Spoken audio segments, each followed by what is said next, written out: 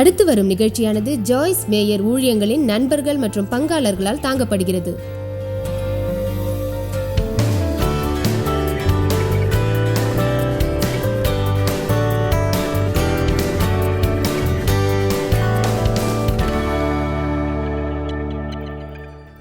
தனிமையை ஏற்படுத்தும் சில விஷயங்களை பற்றி இப்போது நாம் பேசுவோம். முதலாவதாக, நாம் பிறரால் புரிந்து கொள்ளப்படுவதில் ஆர்வத்தோடு இருப்பது. நம்மை பற்றி பிறர் சரியாக புரிந்து கொள்வதாக நினைப்பது. நம்மை பிறர் விரும்பாவிட்டால் நமக்கு 3 தலைகள் உள்ளதாக எண்ணுவது. பிறரை போல் நாம் இல்லாததை நினைத்து எப்போதும் வருத்தப்படுவது. ஆனால் நான் நானாக இருப்பேன், அதில் சுதந்திரத்தை நான் விரும்புவேன். தேவும் நானும் அப்படி இருக்க சில காலமானது. ஆனால் பல ஆண்டுகளுக்கு முன்பே அதை நாங்கள் சரி செய்தோம். தேவும் நானும் மனமுடித்த பிறகு உள்ள ஒரு அருமையான விஷயம், நாங்களாக இருப்பதில் ஒருவருக்கொருவர் மிகவும் சுதந்திரமாக இருந்தோம். என் பருமனான தோற்றத்தை தேவ் விரும்புவார். அவர் சொல்வார், அதுதான் முந்தைய நெருப்பு, அதனால் தான் உன்னை மனமுடித்தேன். நான் நானாக இருப்பதை அவர் அனுமதித்தார். அதை நேசிக்கிறேன். அது மகத்தானதல்லவா? உங்கள் வாழ்வில் அப்படி நீங்கள் இருக்க விரும்பினால் அதை பெறுவதற்கான ஒரு சிறந்த வழி, பிறரது வாழ்வில் அதை விதையுங்கள்.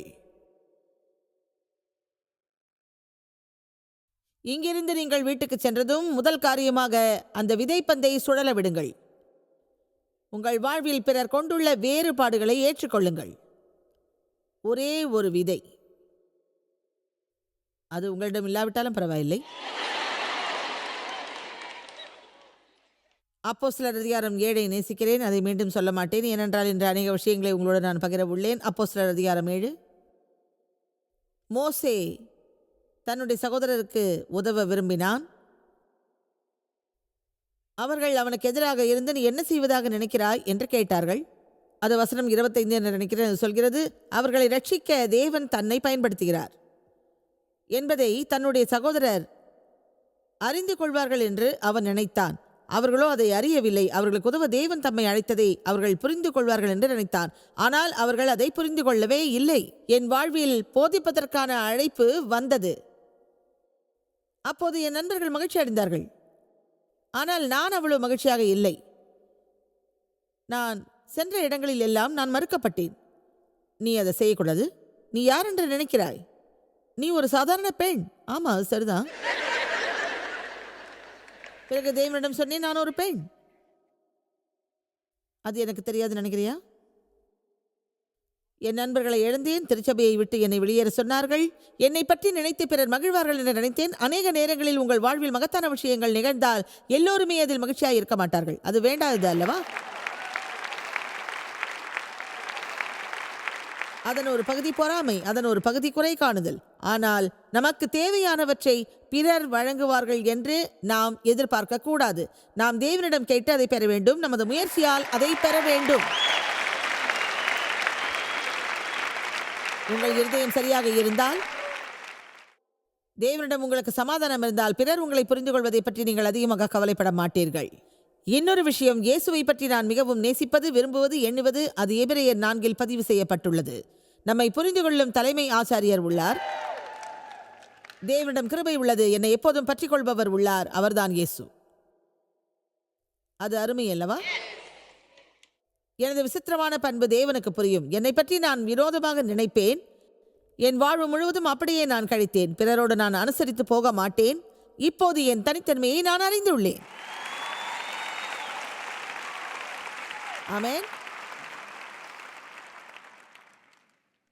இன்று உங்களில் ஒருவர் உங்கள் மீதே அனுபவிக்க தொடங்குங்கள். இதை நான் ஏன் கூறுகிறேன் என்றால், உங்களை பற்றி அதிகமாக யோசிப்பதை முதலில் நிறுத்துங்கள். நான் அப்படி இல்லை, இப்படி இல்லை, நான் இப்படி இருந்திருக்கணும், அப்படி இருந்திருக்கணும். நீங்களாகவே இருங்கள். நீங்கள் எங்க இருக்க வேண்டுமோ அங்கு இல்லாமல் இருக்கலாம். ஆனால் தேவனுக்கு அன்று சொல்லுங்கள், நீங்கள் இருந்தது போல் இல்லை, நீங்கள் போக வேண்டிய பாதையில் தான் இருக்கிறீர்கள். உங்களோட நேரம் செலவிடுங்கள். உங்களை கொண்டாடுங்கள். இயேசு குடும்பத்தினர் அவரை புரிந்து கொள்ளவில்லை. அவரது சகோதரர்கள் அவரிடம் நெருங்கி பழக தயங்கினார்கள். அவர்கள் இப்படி நினைத்திருக்கலாம், நீ எல்லா இடங்களையும் ஒரே விஷயத்தை தான் சொல்ற, சில அற்புதங்களை என்ன செஞ்சா மட்டும் போதுமா? ஆம், என் குடும்பத்தினர் என்னை புரிந்து கொள்ளவில்லை. என் நெருங்கிய உறவினர் என்னை புரிந்து கொள்ளவில்லை, தேவ் குடும்பம் அப்படி நினைக்கவில்லை, தூரத்து உறவினரும் அப்படி நினைக்கவில்லை, யாரும் என்னை புரிந்து கொள்ளவில்லை. அது ஏன் தெரியுமா? நான் விசுவாசிப்பது இதுதான். சாத்தான் நமக்கு எதிராக பயன்படுத்தும் ஒரு மகத்தான கருவி உள்ளது. தேவனின் அழைப்பை நாம் பெறாமல் இருப்பதற்காக அவன் பயன்படுத்தும் அந்த கருவிதான் மறுப்பு. மறுப்பை விட வலியை தருவது வேறு எதுவும் இருக்க முடியாது. நாம் ஏற்றுக்கொள்ளப்படுவதையே நாம் விரும்புகிறோம். எபேசியர் சொல்வதை நான் நேசிக்கிறேன். பிறரால் ஏற்றுக்கொள்ளப்படவே நாம் இருக்கின்றோம். இன்று தேவன் நம்மை ஏற்கிறார், உங்களை அவர் நேசிக்கிறார். அடுத்து ஏசாயா 53:3 பார்ப்போம். அதை நான் நீண்ட நாட்களாக பார்க்கவில்லை. இன்று காலையில் தான் பார்த்தேன். அப்போது நான் நினைத்தேன், என்ன ஒரு வேத வசனம் என்று. இயேசு நமக்கு செய்த எல்லாவற்றையும் மனதில் வைக்கும்போது அவர் நமக்காக சுமந்தார், நம் இடத்தை எடுத்துக்கொண்டார். இது வல்லமையான ஒரு வேத பகுதி. ஏசாயா 53:3, அவர் அசட்டை பண்ணப்பட்டவரும் மனிதரால் புறக்கணிக்கப்பட்டவரும் கவலை நிறைந்தவரும் பாடு அனுபவித்தவருமாய் இருந்தார். அவரை விட்டு நம்முடைய முகங்களை மறைத்து கொண்டோம். அவர் அசட்டை செய்யப்பட்டு இருந்தார், அவரை நாம் மதிக்காமல் போனோம். வாவ்! அவர் நம்மை பற்றுகிறார். அவர் நமக்காகவே எல்லாவற்றையும் வைத்துள்ளார். அவற்றை நாம் ஏற்பதற்கு விரும்புகின்றார். அவற்றால் நாம் பாதிக்கப்பட மாட்டோம். நான் சொல்வது புரிகிறதா? அவற்றை நாம் எந்த காரணத்தை கொண்டும் தவிர்க்கக்கூடாது. அதில் உள்ள உண்மையை வேதம் சொல்கிறது. மக்கள் என்னை மறுத்தால் அவர்கள் கிறிஸ்துவை மறுப்பதாக அர்த்தம். ஏனென்றால் அவர்தான் என்னை அனுப்பியுள்ளார். உங்களுக்கு தெரியுமோ இல்லையோ, நீங்கள் ஒரு இனிமையான மனிதர் என்று தேவன் நினைக்கிறார். அவர் உங்களோடு இருக்க விரும்புகிறார். அவர் உங்கள் முகத்தை பார்ப்பதில் களைப்படைய மாட்டார். இன்று இது குறித்து நான் மகிழ்ச்சி அடைகிறேன். இப்போது விலக்கப்படுவதை பற்றி நான் பேசப்போகிறேன். தனிமை என்பதன் உள்ளர்த்தம் நாம் விலக்கப்படுவதாகும், நமக்கு யாரும் இல்லை என்பதாகும். இந்த கூட்டங்களில் நான் பலமுறை கூறியிருக்கிறேன், எதற்கும் ஒரு தொடக்கம் உண்டு, ஒரு மத்தியம் உண்டு, ஒரு முடிவு உண்டு. எப்போதும் தொடக்கம் ஒரு பரவசமாக இருக்கும். அது கடைசி வரை நம்மில் இருந்தால் அது ஒரு மகத்தான உணர்வாகும். விருப்பமில்லாத ஒன்று குளியலறை சுத்தம் செய்வது. என் கடன் சுமைகள் ஒருபுறம் இருந்தன. வாவ்! போதுமான அளவு என் உடல் எடையும் குறைந்தது. வாவ்! முடிவில் என் பிள்ளைகள் உயர்கல்வி படிப்பை முடித்தனர். தேவனுக்கு நன்றி, என் பிள்ளைகளை நன்றாக வளர்த்தேன். ஒரு வழியாக நம்மில் அநேகம் பேர் நடுவில் உள்ள பகுதியில்தான் அதிக நேரத்தை செலவிடுகிறோம். நடுவில் உள்ள பகுதியெல்லாம் மோசமானதல்ல. சில நேரம் அது குழப்பமாக இருக்கும். நான் நடுவில் என்று சொல்வதன் அர்த்தம் உங்களில் எவ்வளவு பேருக்கு புரிகிறது? சந்தோஷம். அந்த பகுதியில் நாம் விரும்பியபடி நாம் இருக்க மாட்டோம். நாம் இருக்க வேண்டிய இடத்தில் நாம் இருக்க மாட்டோம். அந்த நேரத்தில் எங்காவது ஒரு இடத்தில் நாம் இருப்போம். நீங்கள் பின்னும் செல்ல முடியாது, முன்னும் செல்ல முடியாது. அப்போது தேவனிடம் தடைப்பட்டு இருப்போம். அவர் படகில் உறங்குவதைப் போல நாம் நினைப்போம். அப்போது நாம் செய்யும் காரியங்கள் பிறருக்கு பிடிக்காது.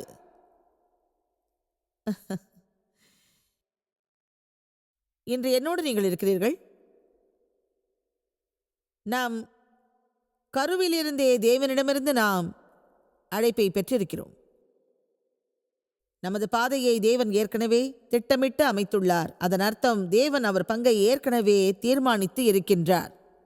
மேலும் நமக்கான ஒரு நல்ல வாழ்வை அவர் ஏற்கனவே முடிவு செய்துள்ளார். தேவன் ஏற்கனவே அதை தீர்மானித்துள்ளார். நாம் நல்ல வாழ்வு வாழ அவர் தீர்மானம் செய்துவிட்டார். நாம் செல்ல வேண்டிய பாதையை தமது வார்த்தை மூலம் அவர் தெரிவித்திருக்கிறார். நீங்கள் அந்த பாதையில் நடந்தால் உங்கள் வாழ்க்கையில் தேவனின் விருப்பப்படி இருப்பீர்கள். ஆனால் நடக்கக்கூடிய எல்லா காரியங்களும் உடனே நடந்து விடாது. ஏனென்றால் நாம் தேவனின் விருப்பப்படி அதை செய்ய வேண்டும். நடுப்பகுதியில் நாம் செயல்பட வேண்டிய ஒரு விஷயம், கவனமாய் கேளுங்கள், அதை நாம் கைவிடக்கூடாது. அதற்கு தேவையான தாளந்தையும் பலத்தையும் பரிசுத்த ஆவி நமக்கு வழங்கும். அதை எல்லோரும் செய்யலாம். எதையும் கைவிடுவது இந்த உலகில் சுலபமான ஒரு விஷயம். தொடக்கத்திலிருந்து அதை முடிவு வரை செய்வது வேறு ஒரு விஷயமாகும். அது பகல் நேர வெளிச்சத்திலும் நம்மை பயமுறுத்துவதாகும். இந்த உலகில் அநேக மக்களுக்கு பரவசமான வாழ்க்கை வழங்கப்பட்டுள்ளது. ஆனால் அது கடினமாக இருப்பதால் அதை பாதியில் கைவிடுகிறார்கள். நான் மறுக்கப்பட்டேன், தவறாக நடத்தப்பட்டேன், நிராகரிக்கப்பட்டேன். உங்கள் முன்னால் சிலர் நின்றபடி எங்களுக்கு மகத்தான வாழ்க்கை உள்ளதென்றும் எங்கள் கனவு நிஜமானதென்றும் சொல்வது சரியல்ல. இப்போது எல்லா விஷயங்களும் எனக்கு நல்லபடியாக உள்ளன. எனக்கு கிருபை உள்ளது. எனக்கு 4 பிள்ளைகள் இருக்கிறார்கள். அவர்களை நன்றாக வளர்த்து ஆளாக்கிவிட்டேன். தேவனுக்கு நன்றி. நான் திருமணம் செய்து 47 ஆண்டுகள் ஆகிறது. சில விஷயங்களில் நான் பைத்தியமாவேன். என் 2 பிள்ளைகளுக்காக எவ்வளவுதான் விட்டுக் கொடுப்பது? என்னுடைய 4 பிள்ளைகளில் 3 பேர் பேராசை உள்ளவர்கள். அவர்களை சமாளிப்பது மிகவும் கடினம். அவர்களில் 2 பிள்ளைகள் வீட்டை விட்டு வெளியேறி சுயமாக வாழ்வார்கள் என்று நான் நினைக்கவே இல்லை. அந்த 2 பிள்ளைகளில் ஒருவன் எங்கள் ஊழியத்தின் CEO-வாக இருக்கிறான். அதில் இன்னொருவன் எனக்கு உதவியாளராக இருக்கிறான். உண்மை சொல்லவா, நான் எதையும் வழங்காவிட்டாலும் அந்த 2 பிள்ளைகளிடம் நம்பிக்கை நிறைய உள்ளது. பிள்ளைகளை வளர்ப்பதில் பொதுவாக சில பிரச்சனைகள் வரும். நாம் நல்ல பெற்றோர் என்ற முறையில் நம் பிள்ளைகள் வேண்டும் என்று கேட்பதை நாம் எப்போதும் மறுப்போம். அது அவர்களுக்கு நாம் செய்யும் நன்மையாகும். ஆனால் அவர்கள் நம் மீது வெறுப்போடு இருப்பார்கள், நம்மிடம் பேசவும் மாட்டார்கள். அதன் அடிப்படை தனிமை உணர்வாகும். ஒரு தலைவராக இருப்பதிலும் தனிமை உள்ளது. ஏனென்றால் எல்லோரும் விரும்பும்படியான ஒரு முடிவை நம்மால் எடுக்க முடியாது. அது சாத்தியமில்லை. நீங்கள் செய்வது பற்றி எனக்கு கவலை இல்லை, நீங்கள் பாடுவது பற்றி எனக்கு கவலை இல்லை, நீங்கள் வேறு ஒரு பாடலை பாடியிருக்கலாம் என்று கூட நினைப்பார்கள். உங்கள் வாழ்வு முழுவதும் எப்போதும் எல்லா மக்களையும் மகிழ்ச்சியாக வைத்திருக்க நீங்கள் விரும்பினால் நீங்கள் பைத்தியமாவீர்கள். உங்களுக்கு நரம்பு தளர்ச்சி ஏற்படும்.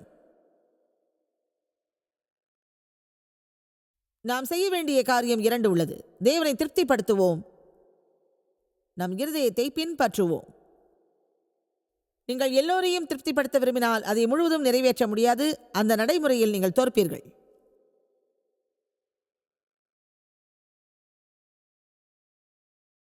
தனிமையில் பலவிதங்கள் உள்ளன. நான் விசுவாசிப்பது என்னவென்றால், முழுமையாக நிறைவோடு உள்ள மக்களை விட தனிமையில் உள்ள மக்களே இந்த உலகில் அதிகமாக இருக்கின்றார்கள். நான் வன்மையாக கண்டிக்கும் ஒரு விஷயம், பிறர் நம்மை விரும்பவில்லை என்பதற்காகவும், பிறர் நம்மை ஏற்கவில்லை என்பதற்காகவும், பிறர் நம்மை அங்கீகரிக்கவில்லை என்பதற்காகவும் எல்லா நேரமும் நாம் துக்கத்தோடு இருக்கக்கூடாது. இயேசு சிலுவையில் இருந்தபொழுது தனிமையை உணர்ந்தார். என் தேவனே, என் தேவனே, ஏன் என்னை கைவிட்டீர்? ஆனால் நம்மை அவர் கைவிடாததைப் போல் தேவனும் அவரை கைவிடவே இல்லை. சில நேரங்களில் தேவனின் பிரசன்னம் நமக்கு கிடைக்காது. அது வேடிக்கை அல்ல. கெத்செமனே தோட்டத்தில் அவர் வேதனையான நேரத்தில் இருந்தபோது தமது வாழ்வை அழிக்க நினைக்கும் மக்களுக்காக 1 மணி நேரம் அவர் ஜெபித்தார். யூதாஸ் அவருக்கு துரோகம் இழைத்தான். பேதுரு மறுதலித்தான். ஏன் தெரியுமா? அவர் அதை செய்யும்போது நம்மாலும் அதை செய்ய முடியும். அவர் அதை கடந்து சென்றதைப் போல நம்மாலும் எதையும் கடக்க முடியும். மறுபுறம் அதில் நாம் வெற்றியும் பெற முடியும். கவனியுங்கள், இயேசு பலவற்றை கடந்தார். ஆனால் இன்று அவர் எங்கே உள்ளார் என்பதை நாம் நினைக்க வேண்டும். கவனிக்கிறீர்களா? கடைசி வரை அவர் அதை செய்தார். அவர் சொன்னார், அது முடிந்தது. வாவ்! அது ஏன் தெரியுமா? நம்மிடம் என்ன இருந்தாலும் அதை தேவன் வெளிப்படுத்துவார். அது நமக்கு உதவும். அப்போது நம்மால் இப்படி சொல்ல முடியும், நான் அதை செய்தேன் என்று. தேவும் நானும் மனமுடித்து 47 ஆண்டுகள் ஆகின்றன. அது பற்றி நான் மிக பெருமைப்படுகிறேன். நாங்கள் மாறுபட்டு இருந்ததால் அது சுலபமாக இல்லை, இருந்தாலும் அது நடந்தது. ஆமென். அதை நாங்கள் செய்தோம்.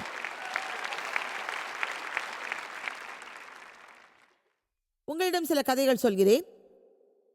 நான் முதலில் என்னை சந்தித்தவரை மணந்தேன். ஏனென்றால் நான் தவறாக நடத்தப்பட்டதால் வேறு யாரும் மணக்க முன்வர மாட்டார்கள் என்று நினைத்தேன். மேலும் அந்த முதல் நபர் என்னிடம் ஆர்வத்தோடு சொன்னார், நான் மணப்பேன் என்று. நாம் மணமுடிப்போம் என்று கூறினார். ஆனால் அது சரியாக வராது, சரியாக பலன் தராது என்று என் இருதயத்தின் உள்ளே ஒரு எண்ணம் இருந்தது. தனிமையாக ஏமாற்றத்தோடு வாழ்பவர்கள் ஏமாற்றமான காரியங்கள் செய்வார்கள். அநேக நேரங்களில் விவேகமற்ற காரியங்களே செய்வார்கள். நான் தனிமையில் இருந்தேன். அதனால்தான் இன்று உங்களிடம் அதை பற்றி பேசுகிறேன். ஒருவரோடு நாம் இருப்பதால் நாம் தனிமையாக இருக்க மாட்டோம் என்பதற்கு எந்த உத்தரவாதமும் இல்லை.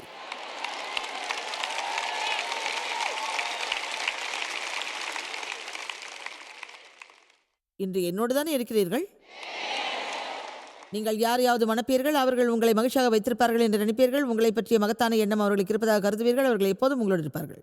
ஆனால் முடிவாக நான் உணர்ந்த ஒரு விஷயம் இதுதான்: என்னை மகிழ்ச்சியாக வைத்திருக்கும் பொறுப்பை தேவுக்கு நான் வழங்க முடியாது. நீங்களும் நானும் கையாளும் விஷயங்கள் தேவனுக்கும் நமக்கும் இடையிலானது. உங்களுக்கு தேவைப்படும் எல்லாவற்றையும் வழங்க தேவன் யாரையும் அபிஷேகித்திருக்க மாட்டார். அதுவே அவர் விருப்பம். நீங்கள் விரும்புவது எல்லாம் செய்வதற்கு இந்த பூமியில் யாரையும் தேவன் அபிஷேகித்திருக்க மாட்டார்.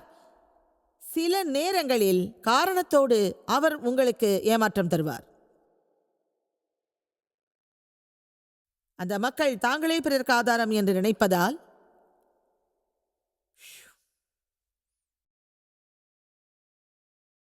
அந்த ஆதாரத்தை தேவன் அவர்களிடமிருந்து விலக்குவார்.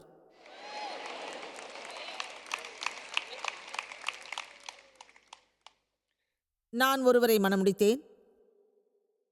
அவர் மிக அழகாக இருப்பார். ஆனால் அவர் ஒரு குற்றம் செய்பவர்,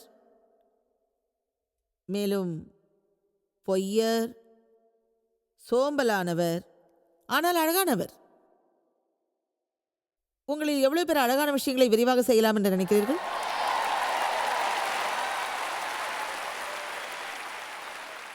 இதில் நாம் எல்லோரும் ஒன்றுபடுவோம். ஆமென். அது ஆண்களுக்கும் உரியதாகும். எவ்வளவு ஆண்கள் அழகாக தோற்றமுள்ள பெண்களிடம் சிக்கி உள்ளார்கள் தெரியுமா? அது ஒரு இரவு பயங்கரம். ஒரு எளிமையான பெண்ணோடு நீங்கள் மேன்மையாக இருக்க முடியும்.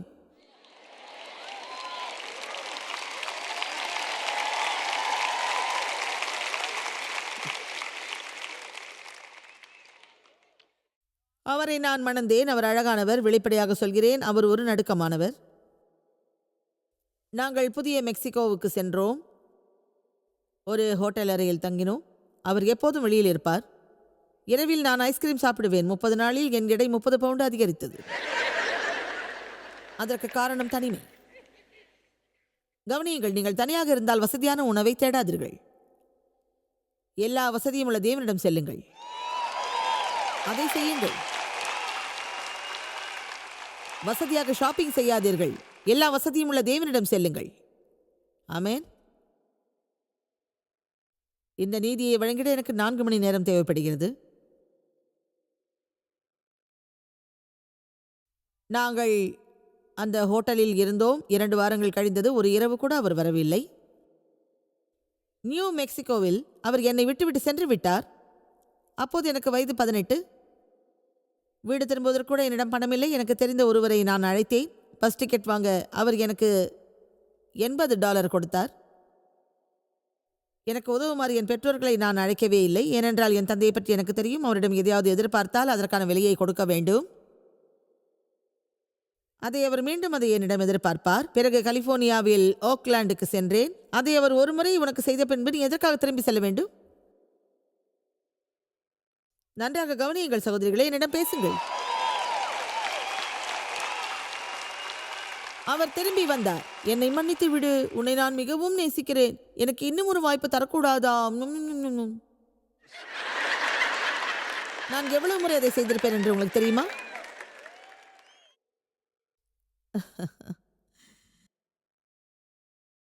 நான் கர்ப்பிணியாக இருக்கும்போது 2 வீடுகளுக்கு அப்பால் அவர் வேறு ஒரு பெண்ணுடன் வாழ்ந்து வந்தார். தினமும் காலையில் நான் வேலைக்கு போவேன். அவர்களது வீட்டை கடந்து வேகமாக காரில் செல்வேன். அப்போது நான் நிறை மாத கர்ப்பிணி. எனவே எனக்கு தெரியும் தனிமை என்ன என்பதும் தனிமையின் உணர்வும். அந்த நேரத்தில் நான் செய்த எந்த ஒரு காரியமும் எந்த விதத்திலும் எனக்கு பலன் தரவே இல்லை. ஆனால் இன்று இங்கே உள்ளேன்.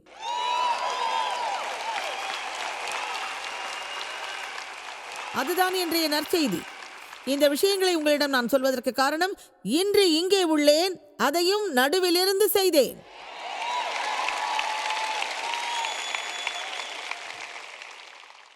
நீங்கள் எந்த விதமான நடுப்பகுதியில் இருக்கிறீர்கள் என்று எனக்கு தெரியாது. எனக்கு மகன் பிறந்த பிறகு ஆஸ்பத்திரியிலிருந்து வெளியே வந்தேன். அப்போது என் கணவர் அங்கு வந்தார். அது அவரது குழந்தை என்பதை அவரால் மறுக்க முடியவில்லை. ஏனென்றால் அது அவரை போலவே இருந்தது. எப்படியோ அங்கிருந்து வெளியே வந்தேன். அந்த ஆஸ்பத்திரியிலிருந்து அவரோடும் என் குழந்தையோடும் வெளியேறினேன். டேவிட் அவரது பெயராகும். அப்போது போக ஒரு இடமில்லை, ஒரு வீடு இல்லை. எங்கே போவதென்றும் புரியவில்லை. அதை வெளிப்படையாக சொல்கிறேன். உள்ளபடியே ஒரு குறிப்பிட்ட காலத்துக்கு எனக்கு வீடு இல்லாமல் இருந்தது. நான் நிறை மாத கர்ப்பிணியாக இருந்தபோது அவர் என்னோடு வாழவில்லை. மேலும் என் வேலையை விட்டுவிட்டேன். என் மீது அக்கறை காட்ட யாரும் இல்லை. தனிமை என்ன என்பதை அப்போது நான் உணர்ந்தேன். எனக்கு சிகை அலங்காரம் செய்பவரோடு நான் தங்கியிருந்தேன். அவர் என் தாயை போன்றவர். ஆனாலும் அப்போது நான் தனிமையை உணர்ந்தேன். அதன் பிறகு அநேக நாட்கள், அநேக மாதங்கள், அநேக வருடங்கள் என் வாழ்வில் கழிந்தது. அந்த துயரத்திலிருந்து விடுபட்டேன். இப்போது தேவன் என் வாழ்வில் செய்திருப்பதை பற்றி நான் வாய் விட்டு சொல்கிறேன். என் வாழ்வின் ஒவ்வொரு தருணத்திலும் தேவன் என்னோடு இருந்தார். நன்றாக கவனியுங்கள். எல்லோருக்கும் நம்பிக்கை உள்ளது. எதையும் பாதியில் கைவிடாதீர்கள். தேவனிடம் உங்களுக்கான ஒரு நல்ல திட்டம் உள்ளது. நீங்கள் எதையும் கைவிடாத வரையில் நரகத்தில் உள்ள எந்த பிசாசும் உங்களை ஒன்றும் செய்ய முடியாது. நீங்கள் இப்படி சொல்ல வேண்டும், இதை நான் கடக்கிறேன். நான் கீழே செல்ல மாட்டேன், நான் கடந்து செல்வேன். நான் உங்களுக்கு நன்றி. வேதத்தில் உள்ள பலவிதமான மக்களை பற்றி நான் நினைப்பேன். யோசேப்பு நடுவிலிருந்து தொடங்கினான். குழியிலிருந்து மீண்டு வந்து மாளிகைக்கு சென்றான். மோசே நடுவிலிருந்து தொடங்கி எகிப்தை கடந்தான். கடைசி நாள் இரவில் மீண்டும் தான் புறப்பட்ட இடத்திற்கே திரும்பி வந்தான். பிறகு தன் வாழ்வில் தேவனின் அழைப்பை நிறைவு செய்துவிட்டு அவன் சொன்னான், நான் மகிழ்ச்சியோடு என் பயணத்தை முடித்துள்ளேன். ஆபிரகாம் அவன் வீட்டிலிருந்து வெளியேறினான். அதன் பிறகு எல்லாமே அவனுக்கு சாத்தியமாயிருந்தது. ஏனென்றால் தாம் உடன்படிக்கை செய்யக்கூடிய ஒருவனை தேவன் தேடி தேர்ந்தெடுத்தார். தொடக்கத்தில் அவன் தனிமையில் எல்லாவற்றையும் செய்தான். சொல்வதை கவனமாய் கேளுங்கள். உங்கள் வாழ்வில் தேவன் எதையாவது செய்ய விரும்பினால் சிலவற்றிலிருந்து உங்களை அவர் பிரிப்பார். மீண்டும் சொல்கிறேன், சிலவற்றிலிருந்து உங்களை பிரித்து வைப்பார். அந்த மாதிரி நேரங்களில் தேவனுக்கு சம்பந்தமில்லாதவர்களிலிருந்து அவர் உங்களை பிரிப்பார். எனவே தனிமை என்பது உங்களை கொல்லும். உங்களிடம் ஒன்று சொல்கிறேன், உங்களுக்கு யாருமே இல்லை என்றால் தேவனோடு உங்களை நன்றாக அறியுங்கள்.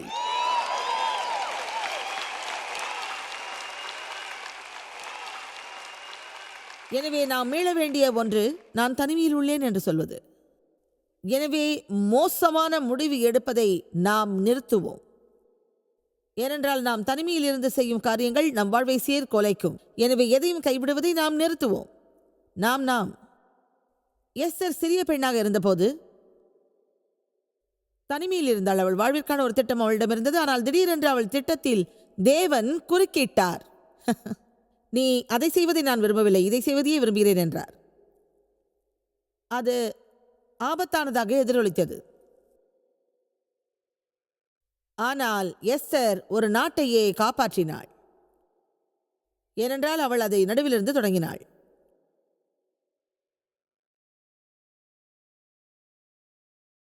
தேவன் எல்லா வசதியும் உள்ளவர். தேவனிடமிருந்து வசதியை பெறுவதை பற்றி சில நிமிடங்கள் உங்களுடன் பேச விரும்புகிறேன். என்ற காலை பெறுவதை பற்றி நான் நினைத்தேன். எனவே பெறுவதற்கும் வாங்குவதற்கும் உள்ள வேறுபாடு பற்றி போதிக்க நான் விரும்புகிறேன். எப்போதும் எதையாவது பெறுவதற்கு முயற்சிக்கிறோம். உங்களுக்கு சுகமளிப்பு கிடைத்ததா? உங்களுக்கு முன்னேற்றம் கிடைத்ததா? நீங்கள் காப்பாற்றப்பட்டீர்களா? அது முற்றிலும் தவறான அணுகுமுறை. அவரை பெற்ற அநேக மக்களுக்கு தேவனின் பிள்ளைகளாகும் வல்லமையை அவர் வழங்கியுள்ளார். நாம் கிருபையை பெறுகிறோம். நாம் பாவங்களுக்கான மன்னிப்பை பெறுகிறோம். நீங்கள் தேவனின் பிரசனத்தில் இருக்கலாம். காரணத்தோடு கூட அவரின் பிரசனத்தில் நீங்கள் இருக்கலாம். மனம் போனபடி பேசும் ஒரு மதவாதி போல் நான் பேசவில்லை. நாம் தேவனின் பிரசனத்தில் இருக்கும்போது எதையும் நாம் உணராமல் இருக்கலாம். ஆனால் நாம் எங்கிருந்தாலும் வசதியோடு இருக்கலாம், அமைதியாக இருக்கலாம். நீங்கள் வார்த்தையை விசுவாசித்தால் இப்படி சொல்லுங்கள், விசுவாசத்தால் இன்று உமது ஆறுதலை நான் பெறுகிறேன். நான் புண்பட்டுள்ளேன். நான் நிராகரிப்போடு உள்ளேன். நான் புறக்கணிக்கப்பட்டுள்ளேன். மக்கள் என்னை ஏமாற்றியுள்ளனர். ஆனால் நீர் என்னோடு உள்ளீர். உம்மில் நான் ஒரு புதிய பிறவியானேன். ஒரு சமநிலையில் என்னை நான் எப்போதும் நேசிப்பேன். உமது ஆறுதலை நான் பெறுகிறேன். நீரே ஆறுதல் வழங்கும் தேவன். அதை இப்போதே நான் பெறுகிறேன்.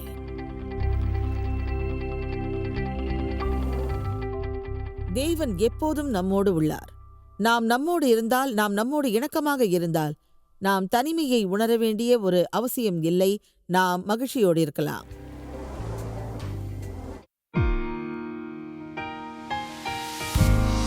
இந்த ஊழியத்தை உலகமெங்கும் சாத்தியமாக்கும் நண்பர்களுக்கும் பங்காளர்களுக்கும் எங்களது நன்றியையும் பாராட்டுகளையும் தெரிவிக்கிறோம். ஒன்றாய் இணைந்து நாம் பசியுள்ளவர்களை போஷித்து உடைகளை கொடுத்து தேசங்களுக்கு சுவிசேஷத்தை சொல்லி வருகிறோம். எங்களை தொடர்பு கொண்டு www.jmmindia.org உங்கள் ஜெபத் தேவைகள் மற்றும் எங்களின் வெளியீடுகள் பற்றி அறிந்து ஜாய்ஸ் அவர்கள் நிகழ்ச்சிகளை அறிந்து எங்களோடு இணைந்து தேவ அன்பை உலகிற்கு பரவச் செய்யுங்கள். அடுத்து வரும் நிகழ்ச்சியானது ஜாய்ஸ் மேயர் ஊழியங்களின் நண்பர்கள் மற்றும் பங்காளர்களால் தாங்கப்படுகிறது.